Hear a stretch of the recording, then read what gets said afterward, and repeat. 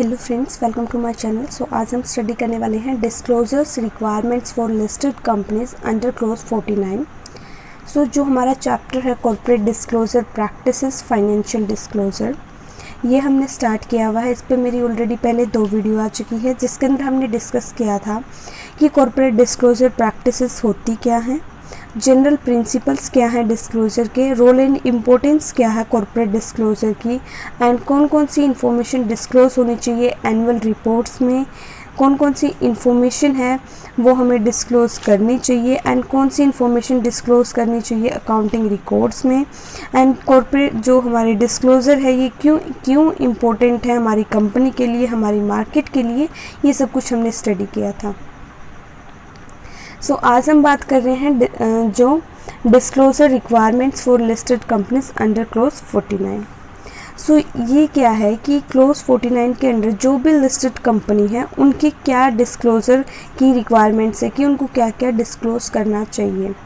सो ये क्लोज जो हमारा 49 ये इसलिए लाया गया ताकि जो कॉर्पोरेट गवर्नेंस की स्ट्रेंथन हो और ट्रांसपेरेंसी आए बिजनेस के एनवायरनमेंट में, ताकि इन्वेस्टर्स के इंटरेस्ट को प्रोटेक्ट किया जा सके, जो भी हमारे स्टेक होल्डर्स हैं उनके इंटरेस्ट को प्रोटेक्ट किया जाए, उनको किसी भी तरह से हम हार्म ना करें और एक तरह से ट्रांसपेरेंसी हो हमारे बिजनेस के अंदर, कोई भी स्कैंडल्स ना हो, कोई भी फ्रॉड ना हो, राइट।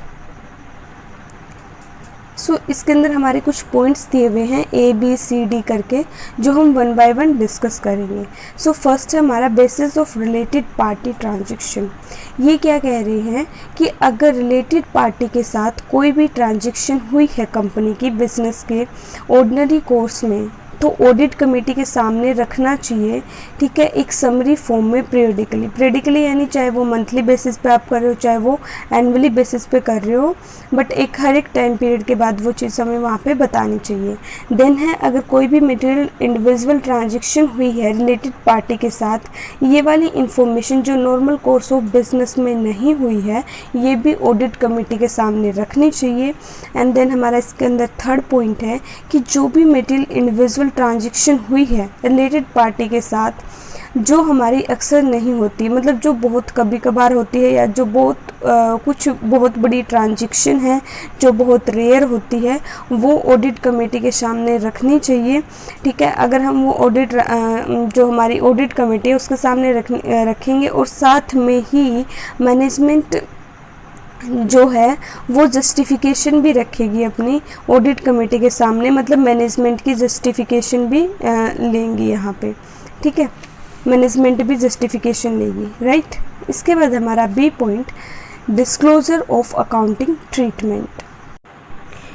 इसके अंदर ये क्या कह रहे हैं कि कंपनी अगर फाइनेंशियल रिपोर्ट्स प्रिपेयर करते हुए दूसरे अकाउंटिंग स्टैंडर्ड को फॉलो कर रही है, ठीक है, तो ये फैक्ट उनको डिस्क्लोज करना चाहिए कि जो भी वो अकाउंटिंग स्टैंडर्ड फॉलो कर रही है वो क्यों कर रही है, उसके पीछे क्या रीज़न है। साथ में मैनेजमेंट को ये भी एक्सप्लेन करना पड़ेगा कि जो ऑल्टरनेटिव मेथड यूज़ कर रहे हैं वो किस तरह से ज़्यादा, मतलब अगर हम उसको यूज़ करें तो ऑब्वियस सी बात उसमें कुछ ना कुछ बेनिफिट होगा, तो उनको वो एक्सप्लेन करना पड़ेगा कि किस तरह से वो ज़्यादा ट्रू है, किस तरह से वो ज़्यादा फेयर है, ये चीज़ें उनको डिस्क्लोज करनी पड़ेगी। और इसके साथ सारा डिस्क्लोज उन्हें ये जो भी है सारा डिस्क्लोज कॉर्पोरेट गवर्नेंस रिपोर्ट में ही बताना पड़ेगा, ठीक है। इसके बाद हमारा C पॉइंट है बोर्ड डिस्क्लोजर रिस्क मैनेजमेंट। सो C पार्ट में हम यहाँ पे किस चीज़ की बात कर रहे हैं, रिस्क को मैनेज करने के लिए बोर्ड की क्या रिस्पॉन्सिबिलिटी है जो डिस्क्लोजर से रिलेटेड है। सो इसके अंदर है कि हमारी कंपनी को प्रोसीजर सेट कर देना चाहिए कि बोर्ड के मेंबर्स के लिए कैसे वो रिस्क को असेस कर रहे हैं, कैसे वो मिनिमाइज़ कर रहे हैं, इसका क्या प्रोसीजर होना चाहिए बोर्ड के मेंबर के लिए। एंड ये जो भी प्रोसीजर सेट कर रहे हैं कंपनी ने, ये पीरियडिकली रिव्यू भी करना चाहिए।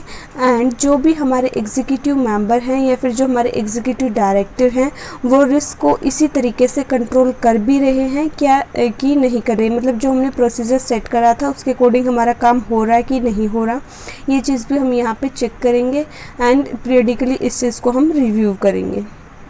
नेक्स्ट है हमारा D part proceed from public issues, right issues, preferential issues. So अगर कंपनी पैसा रेज़ कर रही है, मनी रेज़ कर रही है through public issues, right issues या फिर प्रेफरेंशियल इश्यूज़, तो अगर इसके थ्रू उन्होंने पैसा रेज़ किया है तो वो क्या करना है कि ऑडिट कमेटी में डिस्क्लोज़ करना चाहिए कि जो वो फंड आया है, ठीक है, वो हमने कौन सी मेजर कैटेगरी में उसको यूटिलाइज़ करा है, ठीक है, और लाइक हमने कैपिटल एक्सपेंडिचर में उसको यूज़ करा है, मार्केटिंग में यूज़ करा है या फिर वर्किंग कैपिटल में हमें उसे यूज़ करा, कहाँ पे हम उसको स्पेसिफिक जहाँ भी जिस भी कैटेगरी में हमने उसको यूज़ करा है वो हम बताएंगे एंड इस चीज़ को हम डिस्क्लोज़ करेंगे ऑडिट कमेटी को क्वार्टरली बेसिस पे। सो अभी इस पॉइंट में हमने किसकी बात करी, क्वार्टरली बेसिस पे। अब हम बात करते हैं एनुअल बेसिस पे। जो चीज़ हमारी क्वार्टरली बेसिस में जो है कवर नहीं हुई, जो फैक्टर्स हमारे रह गए हैं वो हम डिस्क्लोज़ करेंगे स्टेटमेंट ऑफ फंड जो हमारी है वहाँ पे एनुअली बेसिस पे। एंड ये चीज़ हम तब तक डिस्क्लोज़ करते रहेंगे तब तक हमारा जितना भी फंड हमने रेज किया था वो ख़त्म नहीं हो जाता, तब तक हम ये चीज़ डिस्क्लोज़ करते रहेंगे कंटिन्यूस बेसिस पे। एंड हम जो स्टेटमेंट बनाएंगे वो सर्टिफाइड होनी चाहिए statutory audit of the company के द्वारा, मतलब कंपनी का जो भी स्टैट्यूटरी ऑडिट है वो उस स्टेटमेंट को पहले सर्टिफाई करा के उसके बाद ये सारा प्रोसीजर होगा। इसके बाद अगर कंपनी ने एक मॉनिटर एजेंसी अपॉइंट कर ली है अपने फंड्स और जो भी उसने इशू करा है उस सब चीज़ों को यूटिलाइज़ करने के लिए, तो वो भी जो है अपनी एजेंसी रिपोर्ट देगी। जो भी वो अपनी रिपोर्ट देगी उस रिपोर्ट को हम बोलते हैं मॉनिटरिंग रिपोर्ट एंड वो भी ऑडिट कमेटी के सामने रखी जाएगी। एंड इस डी पॉइंट के अंदर अभी हमने जितने भी पॉइंट्स पढ़े हैं ऑडिट कमेटी इनके बेसिस पे ही एप्रोप्रिएट रिकमेंडेशन देगी बोर्ड को कि आगे उसको कौन कौन से स्टेप लेने चाहिए। इसके बाद हमारा ई पॉइंट है रेम्यूनरेशन ऑफ डायरेक्टर्स, कि जो भी हमारे नॉन एग्जीक्यूटिव डायरेक्टर हैं उसकी जो भी ट्रांजैक्शन है या जो भी रिलेशनशिप है उनके बीच में ये सब कुछ हमें डिस्क्लोज़ करना चाहिए एनुअल रिपोर्ट्स में।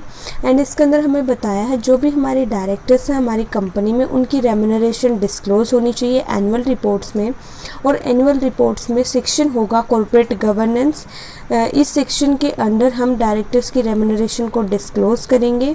एंड रेम्यूनरेशन में इसमें हम सब चीज़ें डिस्क्लोज़ करेंगे सच एज सैलरी होगी, बेनिफिट्स, बोनस, अगर हम कोई स्टॉक ऑप्शन दे रहे हैं, पेंशन दे रहे हैं, ये सारी चीज़ें ही हमने डिस्क्लोज़ करनी है। एंड उसके बाद हमारी परफॉर्मेंस क्राइटेरिया के बेसिस पे और साथ में परफॉर्मेंस लिंक्ड इंसेंटिव्स हैं और जो भी उनको हम फिक्स्ड कंपोनेंट दे रहे हैं वो हम यहाँ पे डिस्क्लोज़ करेंगे। देन जो हमारे डायरेक्टर्स है सभी डायरेक्टर्स का क्या सर्विस कॉन्ट्रैक्ट है, कितना उनका मतलब टाइम पीरियड, उनका नोटिस पीरियड उनका कितना है, ये सारी चीज़ें हम क्या करेंगे डिस्क्लोज़ करेंगे। देन अगर कंपनी में स्टॉक ऑप्शन निकालने हैं, ठीक है, तो वो स्टॉक ऑप्शन की हमने पूरी डिटेल बतानी है कि हमने डिस्काउंट पे इशू करे हैं, कितने टाइम पीरियड के लिए हमने उनको इशू किया है, ये सारी चीज़ हम डिस्क्लोज़ करेंगे। देन जो भी हमारे नॉन एग्जीक्यूटिव डायरेक्टर हैं हम उनको किस बेसिस के ऊपर हम उनको पेमेंट दे रहे हैं ये चीज़ हम डिस्क्लोज़ करेंगे एनुअल रिपोर्ट में। एंड या तो हम ये चीज़ रिपोर्ट्स जो हमारी वेबसाइट है कंपनी की वहाँ पे डाल सकते हैं या फिर जो है हम रेफरेंस भी दे सकते हैं एनुअल रिपोर्ट्स में। इसके बाद है हमारा कि कंपनी को ये भी डिस्क्लोज़ करना चाहिए कि नंबर ऑफ़ शेयर्स और कितने कन्वर्टेबल इंस्ट्रूमेंट हैं नॉन एग्जीक्यूटिव डायरेक्टर के पास, मतलब जो हमारे नॉन एग्जीक्यूटिव डायरेक्टर हैं उनकी ओनरशिप कहाँ कहाँ है और उनके पास कितने नंबर ऑफ़ शेयर्स हैं, कितने उन्होंने कन्वर्टेबल सिक्योरिटीज़ ले रखी हैं, ये सारी चीज़ें हम एनुअल रिपोर्ट में डिस्क्लोज़ करेंगे। देन है हमारे जो नॉन एग्जीक्यूटिव डायरेक्टर हैं तो उन्हें अपनी शेयर होल्डिंग डिस्क्लोज़ करनी पड़ेगी लिस्टेड कंपनी में, कि लिस्टेड कंपनी में जहाँ पर वो एज डायरेक्टर अपॉइंट होने जा रहा है उनकी जो अपॉइंटमेंट से पहले उनको डिस्क्लोज़ करना पड़ेगा कि उनके पास कितनी शेयर होल्डिंग है लिस्टेड कंपनी की। मान लो किसी और कंपनी में जा रहा है वो, ठीक है, तो डायरेक्टर बनने जा रहा है वहाँ पे, तो वहाँ अपॉइंट होने से पहले उसको ये बताना पड़ेगा कि उसके पास कितनी शेयर होल्डिंग है लिस्टेड कंपनी में। और ये जो भी है ये सब कुछ उसको मतलब जो हमारा नॉन एग्जीक्यूटिव डायरेक्टर उसको डिस्क्लोज़ करना पड़ेगा उस कंपनी की जनरल मीटिंग में। एंड इसके बाद हमारा नेक्स्ट है मैनेजमेंट। इसके अंदर है डायरेक्टर रिपोर्ट के साथ साथ हमें एक management discussion and analysis report भी देनी पड़ेगी, एंड ये रिपोर्ट भी हमें एनुअल रिपोर्ट में है जो डिस्क्लोज करनी पड़ेगी। एंड ये जो रिपोर्ट है analysis report and discussion report, ये इसके अंदर जो हमारे मतलब डिफरेंट मैटर्स इंक्लूड होंगे, वो हमारे कौन कौन से मैटर इंक्लूड होंगे। फर्स्ट हमारा industry structure and development, opportunities, segment wise and product wise हमारी परफॉर्मेंस क्या है, आउटलुक क्या है, रिस्क कितना है, इंटरनल कंट्रोल सिस्टम कैसा है, एडिक्वेसी कैसी है, डिस्कशन ऑन फाइनेंशियल परफॉर्मेंस की कंपनी की जो है ऑपरेशनल परफॉर्मेंस कैसी है, फाइनेंशियल परफॉर्मेंस कैसी है, ये सारी चीज़ें। देन हमारी ह्यूमन रिसोर्स रिलेटेड इंफॉर्मेशन, सारी जो इंफॉर्मेशन है वो हमें यहाँ पे उस जो हमारी रिपोर्ट होगी वहाँ पे ये सारे मैटर्स उसके अंदर इंक्लूड होंगे। देन इसके अंदर हमारा कि जो भी हमारे सीनियर मैनेजमेंट है, अब आपका माइंड में होगा कि सीनियर मैनेजमेंट कौन से होते हैं, ये अभी हम डिस्कस करेंगे। पहले हम ये पॉइंट बता देती हूँ आपको कि जो भी सीनियर मैनेजमेंट है उसे बोर्ड के सामने ये डिस्क्लोज करना पड़ेगा जितना भी material financial and commercial transaction है या फिर उनमें उनका कोई भी पर्सनल इंटरेस्ट है, ये सारी चीज़ें भी जो है डिस्क्लोज़ करनी पड़ेगी बोर्ड को। एंड जो भी उनकी ट्रांजैक्शन रही है, अगर उनका कोई भी कन्फ्लिक्ट रहा है कंपनी के इंटरेस्ट के साथ, तो वो भी यहाँ पे डिस्क्लोज़ करना पड़ेगा मैनेजमेंट को। अब हम बात कर लेते हैं सीनियर मैनेजमेंट। तो यहाँ पे सीनियर मैनेजमेंट का मतलब है कंपनी में जितने भी मेंबर्स हैं कोर मैनेजमेंट टीम में, एक्सक्लूडिंग बोर्ड ऑफ डायरेक्टर्स, यानी बोर्ड ऑफ डायरेक्टर को छोड़ के बाकी जितने भी मैनेजमेंट के मेंबर बचे उनको हम बोलते हैं सीनियर मैनेजमेंट। सो इसके बाद हमारा नेक्स्ट पॉइंट जी, शेयर होल्डर्स।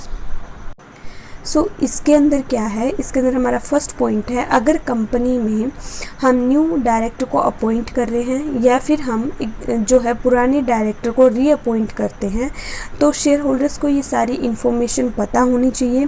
सबसे पहले जो भी हमारे डायरेक्टर को हम रीअपॉइंट कर रहे हैं या फिर अपॉइंट कर रहे हैं उसका ब्रीफ में हमारे पास रिज्यूमे होना चाहिए। तो और जो शेयर होल्डर्स को वो सारी चीज़ें भी पता होनी चाहिए कि वो किस फील्ड में है, किस फंक्शनल एरिया में एक्सपर्टाइज है, ठीक है। वो डायरेक्टर को ये भी पता और उस डायरेक्टर के बारे में ये भी पता होना चाहिए कि वो कौन कौन सी कंपनी में डायरेक्टरशिप होल्ड कर चुका है और कौन कौन सी कमिटीज़ का मेंबर बन चुका है, ये भी सारी चीज़ें पता होनी चाहिए। एंड जो भी हमारा नॉन एग्जीक्यूटिव डायरेक्टर है उनकी कितनी शेयर होल्डिंग है, ये चीज़ भी जो शेयर होल्डर्स को पता होनी चाहिए। देन है हमारा जो भी कंपनी के क्वार्टरली रिजल्ट हैं और जो भी प्रेजेंटेशन है वो कंपनी की वेबसाइट्स पे डली होनी चाहिए। देन है हमारा इसके अंदर की जो बोर्ड कमेटी बनी हुई है under the chairmanship of non executive director, वो किस चीज़ पे काम करेगी।